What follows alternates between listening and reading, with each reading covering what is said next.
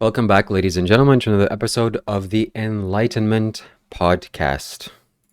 We have Leo and Eric here on the show today.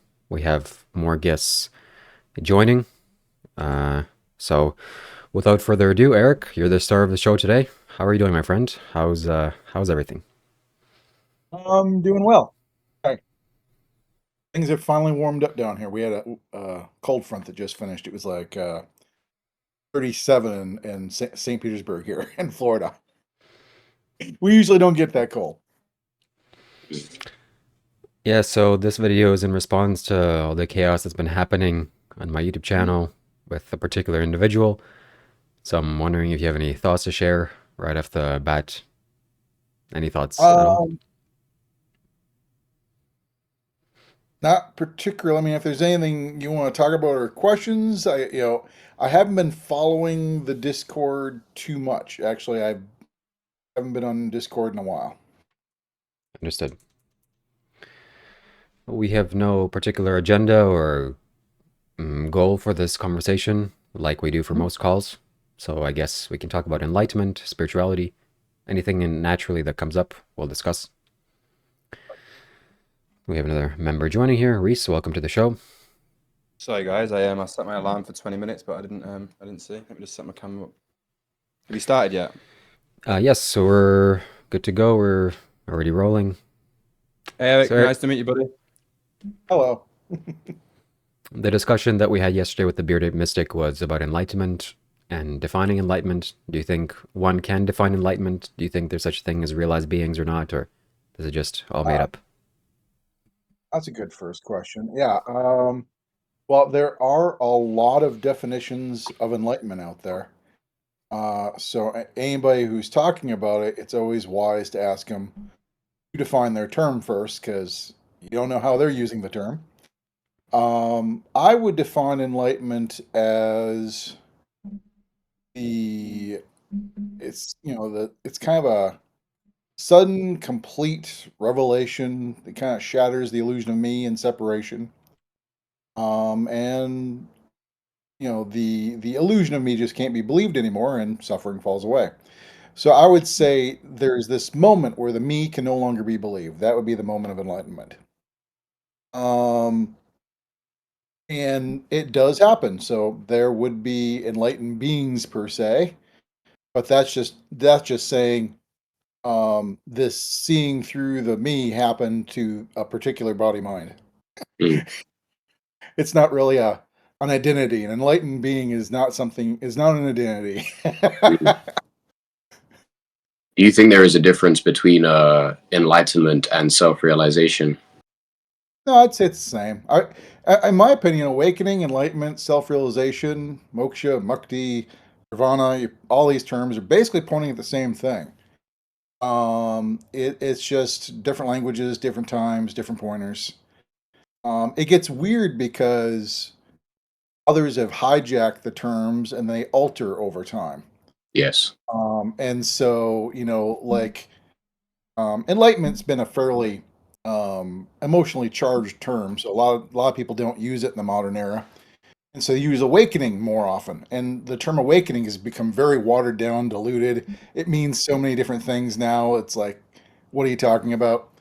But So I mean, yeah, I would say it really depends on defining the term, but I would say it's all the same thing. I mean, because if you see through the illusion of me, you're realizing what the self is. And just the way Ramana Maharshi would say, realizing the self is. Yeah. Um, so I mean, yeah, it's self-realization, enlightenment, same thing. Um, that's my opinion. Eric, I'd be curious to know discernment on the path when looking for a teacher in self-realization and enlightenment. Anyone that is seeking spiritual growth, what do you think is a lens that someone should have, or a mindset one should have when finding a teacher? Hmm, that is a good question.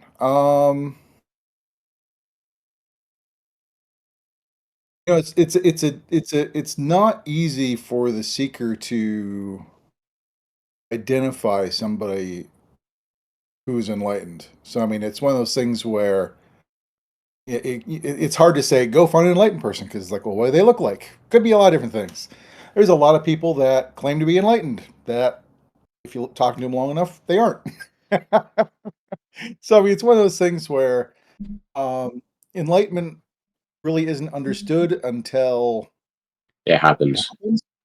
Until Yeah. it happens, it's not really understood. So a seeker who doesn't really understand what it means would have a hard time identifying with it. But I mean, not identifying with it, but identifying it in others. And so I would say it's more of whatever teacher tends to not only resonate with them, but tends to always point them inward, or at least looking, in introspection almost, instead of just giving them yet another task, another direction. It's because there's this motion of constant distraction, doing more, and as I would say, most spirituality teachers in general fall in the dualistic path oriented segments in some way. And Hmm. so what happens is they're usually giving you more practices, more exercises, telling you you've made so much progress, and you just keep running on this treadmill. But funny enough, a lot of them don't just say, "Be still, look at this me you think and think you are." Try to see the self. Not a lot of people do that. That's why I love Ramana Maharshi so much. He was laser focused. He wouldn't let people deviate. So he was always pointing back. Who am I? That is the primary question. And so, Okay. I would say, if a seeker finds a teacher that tends to spend at least a good part of time in silence, tends to focus yourself back at the who am I is the primary question, and they resonate with you, go with it. In time, you may find they aren't the right teacher anymore, or you might be with them for a lifetime. Hard Makes to sense. say. Makes sense. And how would you summarize the qualities of an enlightened being? um,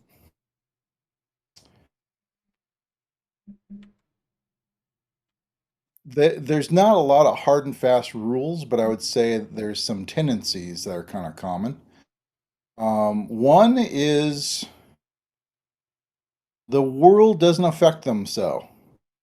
I mean, what I mean by this is it's not like they're aloof or disengaged, but it's more of um, they're able to just kind of flow or roll with the world, so to speak. They're no longer constantly fighting it. Okay. If they're constantly, because I mean, fighting the world is fundamentally an egotistical, self-centered thing. So you're basically saying resistance to what is occurring in the world is not an enlightened trait. It tends to be a flag. I mean, it's not a hard and fast rule. I wouldn't say if there's ever resistance that shows they're not. I would say it's more of a recurring thing that happens um, very frequently. Usually arising also is suffering from that. So it's kind of a two tail fight. They're resisting what is and they're suffering from it. I would say that's a pretty good indication they're not enlightened. Say that last piece again. Not only are they resisting what is, but they're also suffering from the resistance. I mean, It's basically, suffering from the resistance. Okay, understood. yeah, it's because I would say I kind of like one of the things I liked about Buddhism is how they kind of pointed out awakening or enlightenment being the cessation of dukkha. It really is the end of suffering and discontentment. But again, it's not 100% hard and fast rule. It's a tendency. And so, there might be times where there might be the appearance of resistance, but they're not really suffering, or, there's different things that might slide in there. So it's not a hard and fast rule. But I would say, if you are, I don't know, if you're on a board or something and they're constantly ranting about the president or something in the US here, that's it's a fundamental not being able to cope with reality. Yeah, makes sense. I want to give you some context for the questions as well, because Sure. what we've been doing over the past few weeks is really being on a quest of finding truth. And what has arose is like these different self-proclaimed enlightened teachers, self-realized teachers, and whatnot. But they all have different expressions, very different expressions. So it can become quite confusing for the average seeker to know what is enlightenment or how should an enlightened person be. One person is, making very bold claims about. I guess you could say one person would show up in an aggressive manner, another person would show up in a very silent or peaceful manner. One person can be perceived as a narcissist. Like there's so many different expressions. So it can become confusing, you know? And I guess with the most recent people, I mean, we had Artem on the show lately. I know that you've had you've been in a roundtable dynamic with him. I'd be curious to know like your perspective on his approach, and if you feel like there's resonance, or maybe you can offer a different perspective, I guess. Well, I mean, my conversations with Artem on roundtables or on podcasts, they were fun. We tend to align in a lot of areas. He likes, I don't know. I guess you could say he's got more of an aggressive approach than me, I guess. he likes pushing back and drawing hard lines sometimes. I guess that's the way to put it, But I mean, it's not necessarily bad. It's just, I mean, the way it's expressed can get very weird. I mean, if you compare Ramana Maharshi, this guy who hardly talks, silent all the time, very content, and compare him with like Nisargadatta Maharaj, who's shouting out people and throwing them out of his house. Both things can kind of happen. And that's usually more of an indication of leftover some scars or conditioning in the body, which may or may not need to leave. And so, yeah, it can get confusing. And then on top of that, if we're talking about non-duality, however you put it, it's you're making it flawed in some way. So, I mean, for example, let's say one teacher wants to equate it with everythingness, and maybe even call it a oneness. Well, another teacher will go, no, it's nothingness. It's not even one. It's nothing. And it gets very, very confusing. But the thing is nothingness and everythingness are like two sides of the same coin. It brings you to the same place. It really doesn't matter whether you say it's everything or nothing. Matter of fact, I like what Nisargadatta Maharaj said. Is he kind of wove the two, and he goes, my mind tells me I'm nothing, my heart tells me I'm everything, and my life flows between these two. You just kind of work the two together. And so every teacher kind of will sometimes plant their flagpoles in different ways. I mean, I too do that.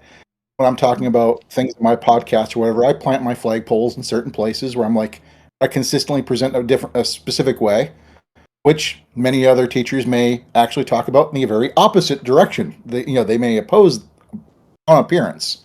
I'm saying, and so yeah, it can get confusing. But when it comes to the various teachers, I would say it's not so much the conflicting stuff isn't as important as trying to figure out what they're pointing at, because I mean, if it's fingers pointing the moon, and let's say two people are opposing sides, and one's pointing right, one's pointing left, they're pointing at the same thing, but the directions are different.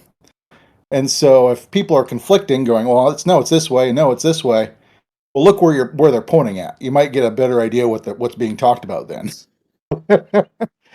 And so, I don't tend to. I tend to try to downplay the finger. I'm like, don't worry about how it's being said.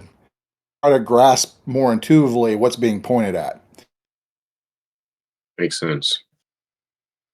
Yeah, Reese, good to see you, and Shiva. Yes. Curious if you have anything. Do you think present. Sadhguru is enlightened, and his enlightenment is the same as somebody that just broke, like you said, broke the little me or the... Yeah, well, you guys are kind of putting me in a hard spot, because one thing I don't like doing is commenting on how enlightened other people are. So whether it be Artem or Sadhguru, I don't want to comment on, are they enlightened and talking, or are they talking other, just pulling things out. Don't want to comment about that, but I will say there's no lesser or greater enlightenment. It's an all or nothing kind of thing. You either you're awake or you're not. And so there is no such thing as one person being more enlightened than another. It's kind of equal that way. Either you don't believe in the me anymore, or you believe in the me. And the not believing in the me, seeing through that illusion, is the same for all. Yeah. It's interesting because when you say that, I mean, I don't have a single idea what most people are claiming enlightenment is, but I just keep getting brought back to this story that I heard where Krishnamurti and Osho met, Yeah. and there was Krishnamurti. Osho was saying, "Look, I'm enlightened because I don't suffer anymore," and Krishnamurti was saying, "You're not enlightened. Prove it. Prove that you're enlightened to me." And he was like, "I don't suffer myself." Is that UG or J? J Krishnamurti, not Yuji. Yeah, Yeah. J Krishnamurti. So it's just interesting that even because you could say that J Krishnamurti was enlightened, you could say that Osho was enlightened, but it seems like Krishnamurti just was not having any of it. He just wasn't allowing anybody to claim this enlightenment because, like, what are you actually trying to claim? Yeah, I'm just saying, when you're saying I'm enlightened, all you're simply saying is I thought, the illusion of me has been seen through for this body mind. That's it. There's no one left to claim it. That's why I'm saying it's not an identity. Do you think we've all experienced that at some point, but just maybe forgot? Do you think like maybe when we were born and we were like babies and we were just sort of in that state of, whatever that state was? I feel like we all really know it. Well, the thing is I would say the difference between babies and enlightenment is there's a crucial element of understanding that arises in the seeing. And that understanding, that seeing, is what keeps you from ever believing in the me again. Babies don't have that understanding, so they soon believe the me and lose the kind of oceanic state they started out as. And so I would say enlightenment is that crucial piece of understanding that sees through the illusion, and so you can no longer believe. I see what you're You saying. can't I believe agree it. with that. Yeah, I agree with that. It's just interesting how would you say that J Krishnamurti was enlightened? Again, no comment. I don't comment on other people's enlightenment. You don't. Okay. Well, do you think he would have the qualities of an enlightened being? First of all, I don't know these people personally. I find that you have to actually be with people a pretty good amount of time to even have a clue whether they're enlightened or not. It's far easier to tell if they're not enlightened rather than they are enlightened. Mm-hmm. And so you got to know them pretty well. And then, even then, you're not positive because you can only judge what they say, do, how they look. No one knows somebody's understanding. Yeah, this is why I feel like I agree with you, and I feel like all this enlightenment talk, hopefully we can pioneer everybody just dropping it, like, and trying to judge enlightenment or even claiming enlightenment. And I feel like the whole idea of it is because, like, Sadhguru or Osho, they have heard them say that they are enlightened before, but they also say, what is it that I'm even trying to explain to you? It just seems like the spiritual community is so hell-bent on this idea of enlightenment, and I feel like it's maybe pulling us further away from. Do you know what it is? Go ahead. It's marketing. It's partial. marketing. It's like if you want to get your message out there and you want to be perceived a certain way, like claim enlightenment, I would say. But then again, there can be value to this label. I think true. it's like you can distinguish certain. I don't think it's wrong. I mean, again, if we look at it from a non-dual lens, it's just what is. I do agree with Reese. I mean, in terms of, it can pull people in the wrong direction. It's vastly overused. Spiritual community is constantly striving for it. But at the same time, I like using the word enlightenment only because I like also saying what it is and saying it is something that can happen. The illusion of me can fall away. Suffering can fall away. It is a happening. It's happened to others. and so it's got its own term. But it is an emotionally charged term, and a lot of people hate that term. Yes. My wife being one of them. Every time she hears the word, she cringes. She hates the word. It's sort of like it's Wow. dangling the carrot, isn't it? Because it's like you need something to seek towards. But I feel like most people on the spiritual path are not actually looking for enlightenment. I feel like most people are just looking to get just out of their suffering. And I think they think that it's enlightenment that they're looking for, but really, just being a little bit happier and moving through life much more gracefully is probably a better goal for most people, because it's sort of like when you dangle the carrot in front of yourself. It's like the system that we're in. It's like you're constantly trying to get to this place. So it's sort of like a contradiction, because you need the idea of enlightenment in order to aim for something. But also the idea of aiming for enlightenment is the thing that's going to stop you from experiencing the present moment, which is where this enlightened state is going to happen from. So it's like a complete contradiction in itself. Paradox. But Yeah. yeah, paradox. That's it. That's the right word. Eric, Yep. are you enlightened? It happened. Yep, November 2005. Excellent. Okay. We're planning to do a roundtable of people that claim enlightenment or self-realization and see how the dynamic will unfold. So I just wanted to ask you for confirmation. So thank you very much.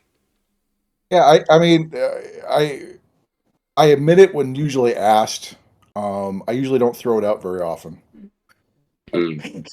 because you usually get negative responses. Understood. Interesting. So I didn't know that. That's the first. I've just learned that Eric is enlightened. So I'm interested to know about your spiritual journey then, and how, because I've had an experience 12 years ago, very intense experience, which I don't ever want to call enlightenment. But there's something very profound happened to me, and I saw the nature of what this is, and I became one with everything around me. And this experience lingered for 2 years pretty much. But I did fall back into, I was only young at the time, I was 21 when this happened. So I'm interested to know, like, your experience there, since this has happened, since this 2005 event happened, have you fallen back into suffering at times in your life? Well, it depends how you define suffering, because you can get really you can get very nitty gritty about it. Well, I mean, just like, for example, for me, I suffered differently since this event happened, but I still got caught up in thoughts, but it was like I was always aware that this wasn't me. These thoughts that were happening were not me, but I still, it wasn't comfortable. I didn't enjoy it. Well, for me, I would say, the past 19 years, thought by and large fell away. There's you still need to use a little bit of it. Suffering by and large fell away. This body mind always had a very fiery temper since a very young age, almost hereditary. Because my mom always said, you get the same look in your eye as your aunt does when she's ticked. So it's like almost hereditary. But and so in that way, there is occasional flashes of anger or frustration, because that's just the nature of the body. This one.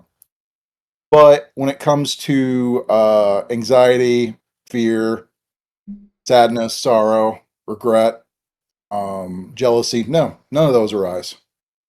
No Mm. fear. No. Interesting, because I know that I'm just brought back to that as well. I remember Carl Jung, we could say that he was potentially enlightened, and I remember Alan Watts talking about Jung, and he was saying that the true test of an enlightened being is somebody who can feel anxiety, feel fear, feel all these emotions of the human mechanism, but they don't lord over that human being. So it's not the absence of these emotions, it's that these emotions, you don't suffer them anymore. But it's interesting how you and Miriam, also, and Artem as well, have said that there's an absence of fear. I mean, I would say that, do I feel fear? It's interesting. I feel like, yeah, I do. Like in certain scenarios, for example, if I walk down the street and I see like for example, 12 months ago, there was somebody in the middle of the street with a machete in his hand. And I was like, whoa. And then there was a fear came there. Now there is a you might want to look back at that experience, because there is a subtle difference between fear, as in you feared for your life, you know, you were fear of bodily harm, versus being startled. No, I would say it was like, for example, I've not had many experiences like this because they don't really manifest in my reality anymore. I don't, because I'm not really emitting that energy. So I used to, back in the day, I used to have a lot of like experiences like that happened. But I'm just thinking in terms of, it's as if like the human mechanism, survival, or like these emotions are beneficial for moving through the world. I didn't suffer the fear. I wasn't like feared and then it was like, I didn't go home and be like, oh, psychologically suffer the fear that happened. But the emotion of fear, or the energy of fear, is like, it seems like that's a life force energy, and that's part of life. So like I the think it's absence just, of that. Sorry, go ahead, Leo. yeah, I was going to say it's just a natural human body response, Yeah. mind body response. I think it's the relationship that you have to the sensations in the body. It's like previously fear had a story around it. It's like, oh, I feel fear, so therefore X, Y, Z, da da da. Like I need to do this, or I need to do that.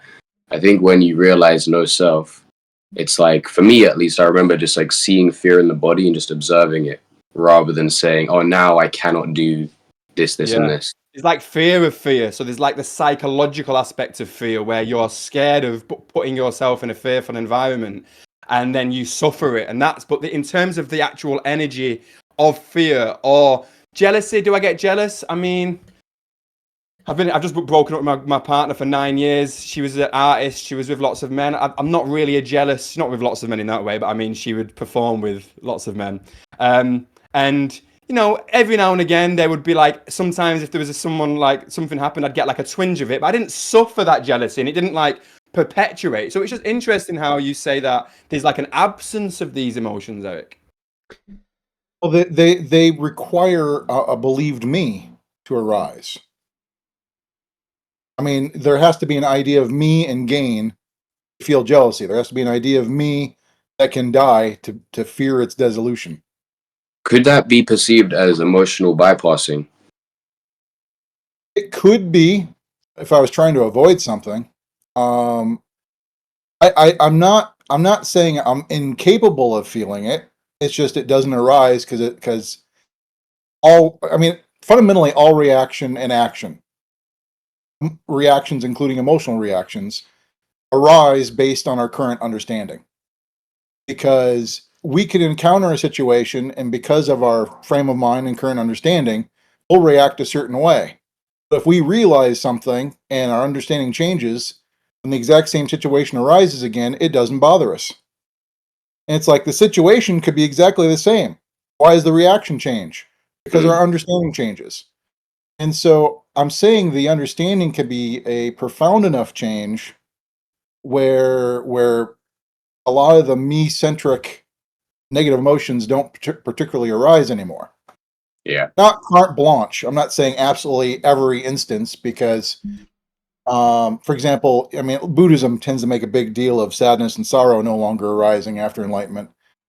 But even Ramana Maharshi, when his mother died, shed a few tears. And if somebody wanted to be absolutist, they'd go, he shed a few tears. He wasn't enlightened. No, I would never say that. So You know, what? So it's, think- but the thing is the emotions do change, because it wasn't like he was broken up for days, weeks, months, years later. yeah, I get what you're saying. The emotions are far less sticky, even if they arise. I think it's tricky because I remember when I had my first glimpse, or my first glimpses, there were these moments of, okay, the body is actually experiencing sadness, or it's experiencing anger. And then what I would do is I would go back into the non-dual, like I would meditate and go back into the field, merging back with the field. And then there is no body, there is no mind. And that was my way of avoiding feeling sensations like sadness and anger and whatever else. And eventually I realized that I was actually avoiding my human experience on some level. It's almost like I was just like, no, I'm not the body, and I'm going to avoid anything that is, body related. And I think from my experience of talking with certain non-dual people, or people that have had that awakening, sometimes I can perceive like a disassociation. It's like they're not really fully in the body. Yeah. So I know yeah, exactly what you mean. There there is the possibility of using this as a way to avoid, just like you described, where it's like, oh, I feel it. Now I'm going to merge with non-duality again, and it goes away. Yeah, It's like, and no, that isn't what you should be doing. yeah, and that's important, you know, because I think a lot of people have their awakening from a traumatic experience. I think it's often suffering and trauma that results in that awakening of no self. So it's like when you come back into the body, it's important to have discernment around: am I bypassing my human experience, or am I actually? It's like finding that middle path, you know. Yeah. I So mean, in your, it's go I ahead. would Go say ahead. part of the distinction is I'm not particularly resisting or trying to avoid it. I'm just if because I mean I've been startled. I remember one night I was walking back from the car across the yard and nearly stepped on this snake that went slithering past me on the lawn, and there was just kind of this momentary jolt. Um, and then I just walked on, and I wasn't beating myself up later saying, was that fear? I shouldn't be feeling fear. You know, I wasn't trying to play that game. I was like, momentarily startled, no big deal. Move on. Yeah. So do you meditate, Eric? I used to. I haven't a whole lot lately. But if you close your eyes, are you able to reach like a samadhi state or something along the lines of that? The only reason why I ask this is because, you know, when I'm like, for example, I just gone through a breakup recently. I was with my partner for 9 years, and you know, there's still life presents challenges to me at times. Like I had a very severe back problem as well, where I was in like a lot of pain and I was hospitalized and stuff like that. But in terms of like how I suffered these events, like I moved through them very gracefully, and even with this breakup, like it's not really it can be a little bit sad, and I've cried at it, but I'm not suffering this process of what's going on. And obviously, when I'm hearing a lot of people like you, for example, talk about this enlightenment, it seems like what you're talking about here is and not suffering the process of life and non-resistance to it. It's sort of like how I've lived my life since this experience, pretty much. But when I close my eyes and I meditate, like I can reach like bliss states, and um, you know, I can my third eye and the bliss body comes activated, and you know I'm in a real powerful state of intense energy. But I'm not able to reach like whatever they say is samadhi right now. But I'd be interested because I would have thought that maybe enlightened beings. That's one thing. Maybe there is levels of enlightenment potentially. You know? It's but it's funny how you said First of all, I just want samadhi to I just want to as ask. I'm sorry, Eric, to cut you off. I just want to ask, Reese, are you enlightened or self-realized? No, I'm not. I'm not. I want to. I don't want to be labeled. I don't want to label myself as self-realized or enlightened. It feels sort of ridiculous to me, if I'm going to be honest.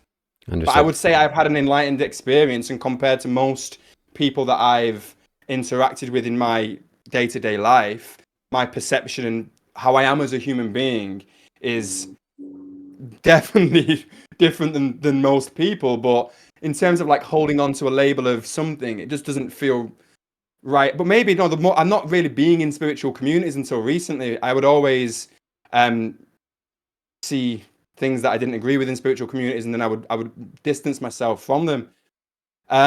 So yeah, I don't know. I mean, I've had a profound experience which nobody that I've ever spoken to can really put into understanding, or I've never met anybody that's had the same experience as me. Um, but yeah, I'm just interested to know if like when about this samadhi state and potential levels of this enlightenment. it was I thought it was interesting you said how the samadhi thing as they talk about it. Somehow you said that to a certain degree. It's how others are defining it. There's a lot of definitions for samadhi. Um, Many of them is practically a form of spiritual bypassing. I mean, you hear about some of these bliss states where they lose all awareness of everything and they're just blissed out for a period of time. They're just disconnecting from the world. That's they haven't done anything. You can shut down your senses and avoid the world, but so what? I actually like, to a certain extent, I like what some teachers like. I think it was Ramana Maharshi talked about sahaja samadhi, which is more of a natural living samadhi. I mean, right now I'm just sitting awake, thought really isn't arising. I'm fully aware. And when I sit and close my eyes, there's just more of this. You said you said that disconnecting from this reality, as if you dismissed it as just like some easy thing that yogis do. They just sit It's and not an easy. It's not an easy thing, but that's not a high state, in my opinion, is to disconnect from reality. That's not what should be striven for, in my opinion. when you say they disconnect from reality, where do they disconnect to? To not reality, or where do they go? I have no idea. All I know is when, even in books like Paramahansa Yogananda's autobiography Yogi, he talks about different yogis going into samadhi, and it's like they unless someone feeds them, they can't eat. They get walked around like a child. They can't take care of themselves. They're not aware of the surroundings. This is not a high state in my mind. This, if anything, is I think there's different. I've read that book a number of times, and it was a while ago since I last read it. But I believe that there's different, because there's certain people in different. That's another level of samadhi, or that's like quite a juvenile state. He doesn't talk about that as being like the highest state of samadhi. That's something I remember. I can't remember like exactly what it was.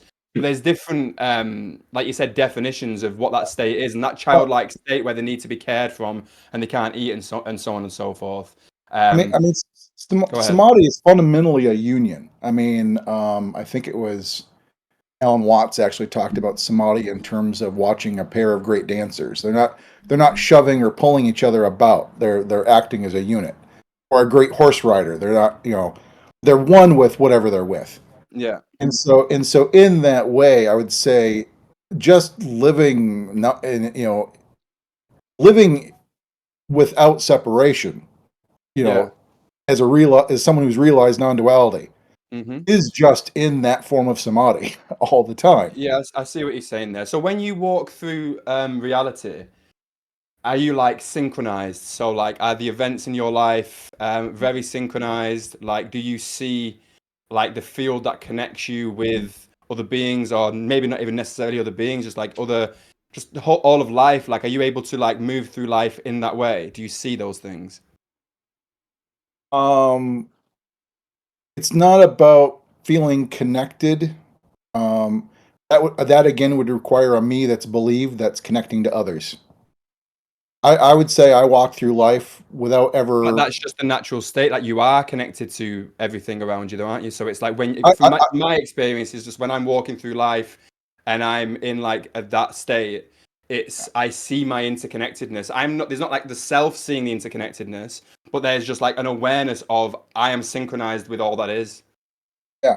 But I would say there doesn't even have to be a constant conscious awareness of the interconnectedness. Again, that's an experience which will come and go, as all experiences do.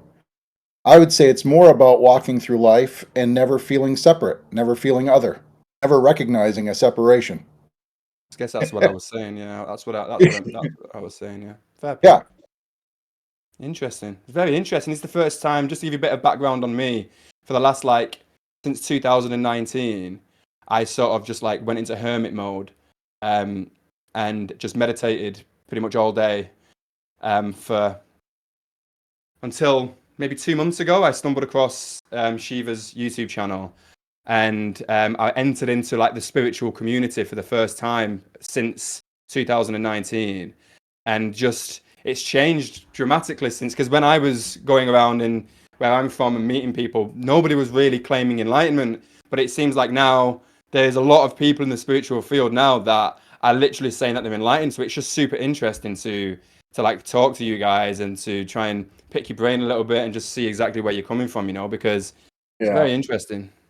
There are a lot of people claiming it these days. I will admit that. I've seen a sharp spike in it too.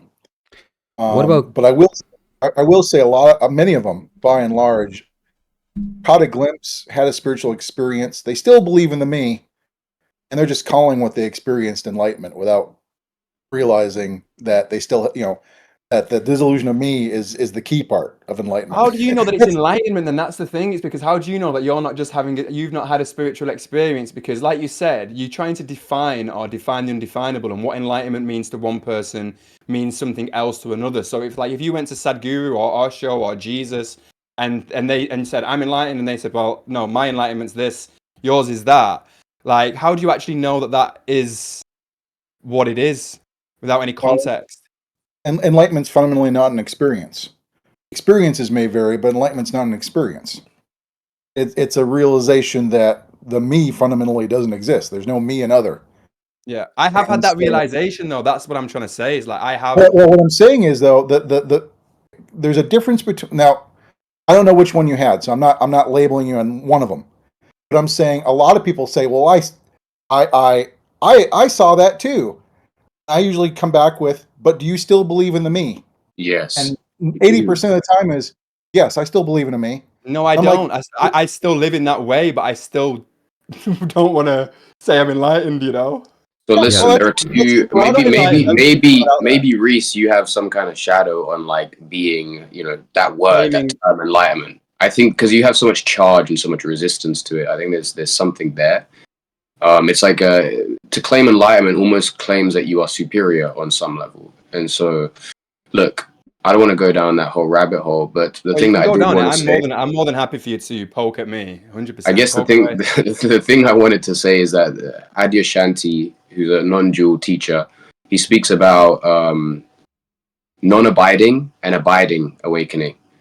And I think what that means is that there are some people that will have glimpses, they'll realize no self, but then they come back into the me and then they just forget what they've experienced. There are some people that have that realization, but it's permanent and they are fully aware of it always.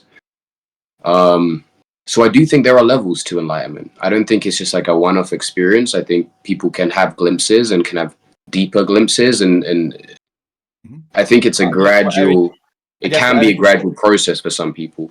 Yeah, I guess what Eric is saying there though is like the enlightened state is the state of having that awareness at all times. So not that awareness, but like realizing that. Like you said. Yeah, I mean, that's why I said it's important to have people define their terms, because if you want to define it that way and talk about it that way, great. But when I talk about it, I'm talking about it's the abiding one. There's a fundamental understanding, and it's abiding.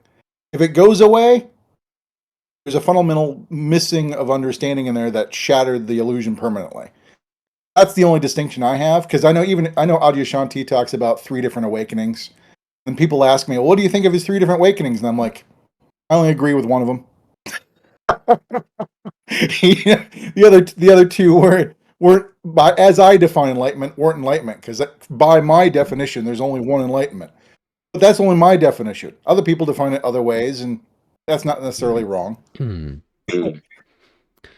Yeah. I do want to say one more thing. I think that it's very easy to like lose discernment with that lens of mentality.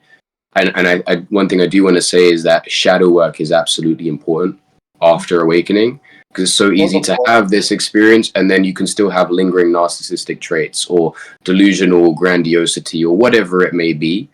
And so this is why, like, for me at least, I like to offer people discernment when they're speaking to a so-called enlightened person. Where are they speaking from? Are they speaking from this space of no separation, no self? Or are they still speaking from some wound that has yet to be inquired about and healed? Yeah. Yep. The shadow work, I would say, has to come either before or after, but it's got to be done one way or another. But once it's happened, is no more shadow work. Well, I wouldn't say you ever completely get rid of all of it, because there is this point where some of it just isn't part of conscious awareness. And unless a condition happens to trigger it where it pops its head up, you may not notice it. And so I would say, it's one of those things where you don't want to try to go for black and white and hard and fast rules and say, yes, they'll have absolutely no shadow left. It's all gone. It's all taken care of. No shadow work needed. No, it's never that easy. It's never that cut and dry. Because if you go based on that, you would have to say Nisargadatta Maharaj was not enlightened. Because he had a fierce temper. He obviously had some shadow work in there that wasn't resolved. But that's why I say it's really difficult to try to grab onto something and go, well, there's this, and therefore it proves this. I'm like, it's not as easy as that. There are tendencies, and they can point the way to maybe identify somebody who's awakened. But I find if you look hard enough, there's always an exception to the rule. There's always somebody who's awake that doesn't seem like everybody else in one way or another. Bit of a personal question. You don't have to answer this one if you don't want to, but do you have any addictions to anything? Chocolate. I don't know. Chocolate. I'm a real foodie. I like food. Do you drink alcohol? No, I don't really drink alcohol. It makes me sick. I've never really drank alcohol. Never smoked. Didn't find my parents smoked, and so growing up in that, I thought it was a disgusting habit. So I never did that. Drinking made me sick, so I never took up that. Sugar and food tend to be mine. Caffeine used to be mine, but I quit drinking pop. By and large, on a rare occasion I'll have something, but not enough to get addicted to caffeine again because the withdrawals of caffeine withdrawals just suck. Yeah, for sure. And so I wouldn't say enlightened people don't have any addictions. I would just say they are realists in that they don't suffer from their addictions. They know that, yeah, my body's craving sugar or caffeine or something because my body's going through withdrawals. It's used to getting a lot of it. And if I don't get it, I'm going to get a headache or feel like crap or something. And they just kind of roll with it. I don't think you could really get out of every form of addiction there is because there's so many addictions. I mean, social media addiction, you name it. There's so many addictions out there. I think it's more about just being responsible for your addictions and not suffering from them. Yeah, well said. Not suffering from them. That's the point of the game. If you're suffering, there's only one problem. If you're not suffering, well, life opens up to you.